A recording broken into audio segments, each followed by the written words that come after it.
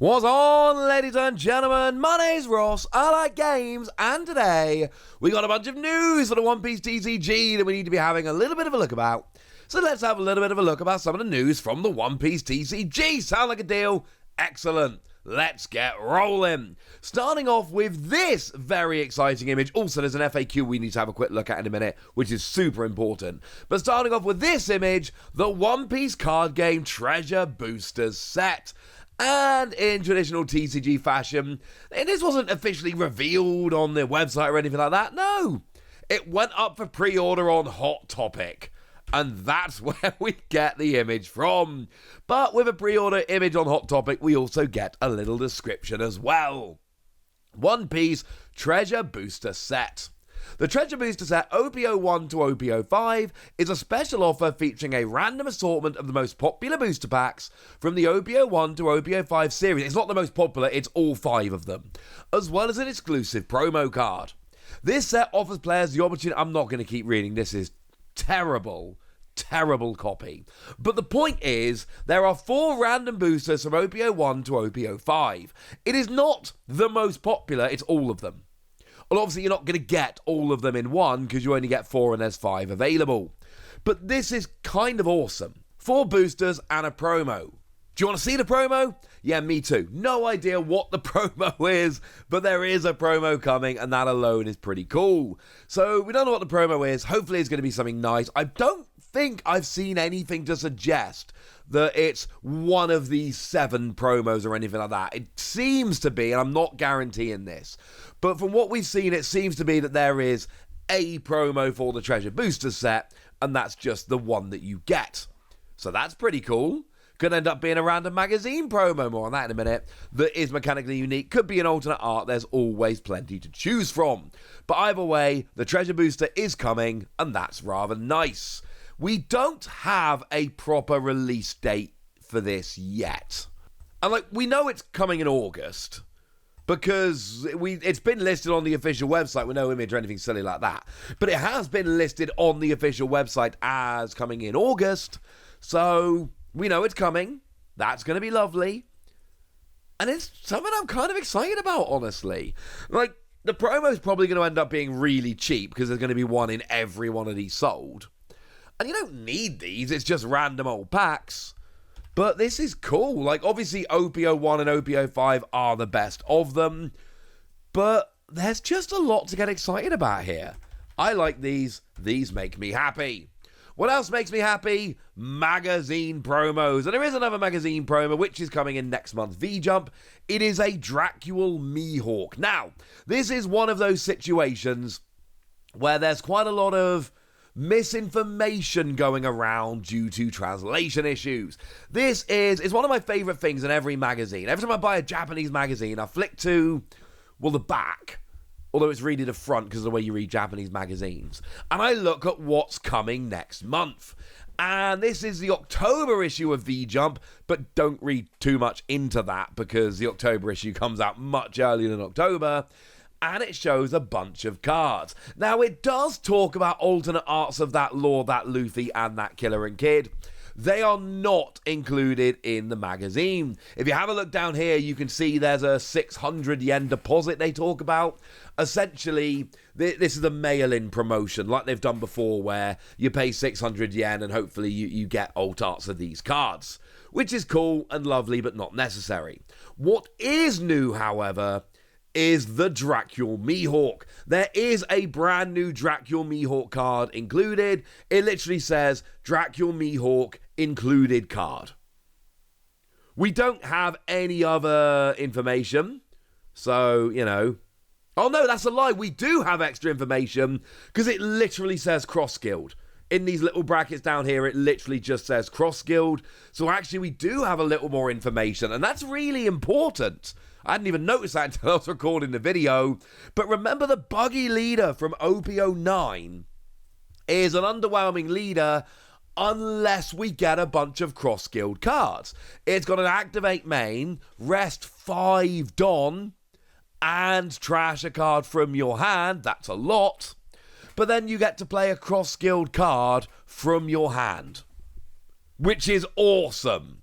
So then the question becomes, do we have some good, expensive cross-skilled cards to use? Well, I already showed you the Crocodile, which actually, when you play that one on play, you can play a 5-cost or lower cross-skilled or Baroque Works card from your hand. So you're essentially cascading cards in that way. I'm expecting this to be at least a 7-cost Dracula Mihawk promo. Because there's no point resting 5 Don and trashing a card from your hand to play a 4-cost card. Like, that's dumb. No one's going to do that. So, I'm just saying, I think this could be a cool card. And we've seen this before. Sometimes magazine promos do end up being kind of interesting cards, seeing a bit of play. And if you're going to be playing a Buggy deck, if you're excited about Buggy, or you're open to the idea of Buggy being good, I'm just saying, this is a card you need to really be keeping an eye out for. And for what it's worth, V-Jump has been good to One Piece TCG fans. V-Jump has been awesome. Most recently, there was a Carrot promo. That's the most recent one we had. But there's been a bunch over the years. We will get it in English, of course. Obviously, at some point, we will get it in English. For now, the Carrot promo is actually kind of a bit, not a huge fan of. It's just got a blocker.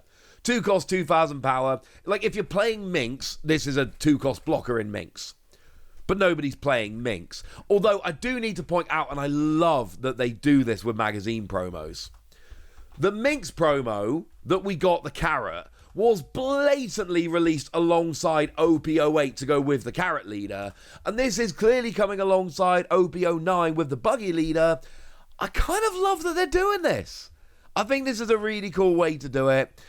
Obviously, there is an issue if magazine promos become too good, but just to be clear, that there's not been an issue so far in Japan where, at least as far as I'm aware, and I'm following this pretty closely, where we've had a magazine promo be ridiculously good and absolutely spike in price. The Jinbei was kind of cool, and the Jinbei did end up more expensive than the magazine, but it's not like it's seen a redonkulous amount of play.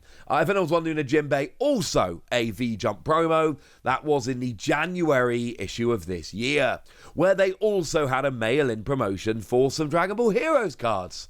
But I digress. The last thing we need to be talking about today is the FAQ for Premium Booster 01, which doesn't get its own video. And at this point, some of you might be thinking, well, hang on a second, Wassy. How many new cards were there in Premium Booster 01? Like, how many new cards were even in the set? 1. There was 1 new card in Premium Booster 01. It was Leader Sanji. That was it. That was the sum total of every new card that is included in the set. There is a Leader Sanji, and if you want to be generous, there is an alternate art, a full art of the Leader Sanji. But I've been on record as saying this is one of my favourite leaders we've seen. And I absolutely want to be building a deck around this leader.